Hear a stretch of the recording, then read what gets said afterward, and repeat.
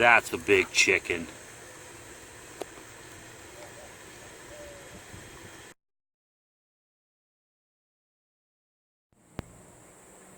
Alright, hello there.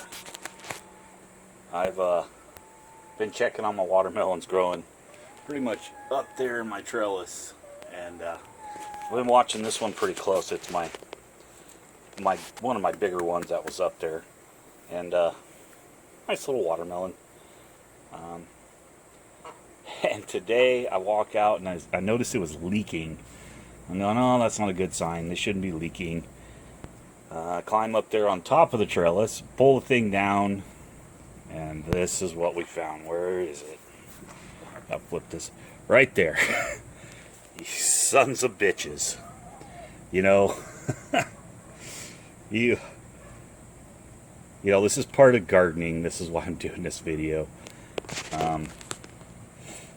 These things happen. They happen quite a bit. Something has come along, burrowed into this beautiful watermelon that I grew that was almost ready, and pretty much drilled a hole right through the middle of it, and pretty much it's useless now. I might chop it up, and actually I'm gonna put it in the fridge, chop it up, and give it to the chickens. Man, they're hot today. They're all down here sweating it out. But there's a level of frustration that comes with gardening sometimes when stuff like this happens. Sometimes you feel like all I'm doing is feeding the neighborhood animals. And, you know, you just got to keep going. To me, this does not look like a bird. This looks like a rat. So I'm going to leave him a little present up there in the trellis tonight. And if he's up there, he will not be getting any more watermelons out of my watermelon patch in the sky over here. And, you know, sometimes you get very frustrated when stuff like this happens.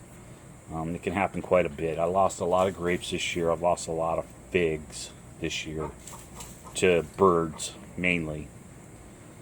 And sometimes you just got to roll with it. Remember, you're doing this for fun. We can still go buy one of these for $4 down at the grocery store, so it's not a big deal. It's just something you put a lot of time and effort into, and something comes along and just drills a fucking hole right through the middle of it, which pisses you off. But this is more of a don't let it get you down video. Things will get better. And thanks for watching. That really sucks. Bye. Hey, alright, so we're back. This is our something ate a hole through the middle of our watermelon. God dang, this thing looks good too.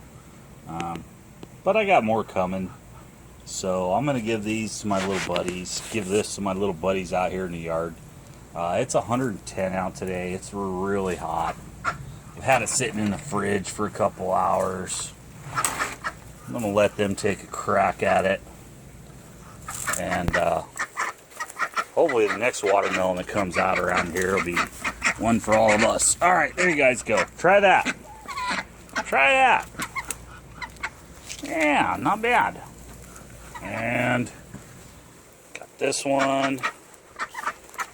This sucker's full of juice too. That's the shame of the whole deal. That's a dang good looking watermelon. These guys have been hurting in the heat.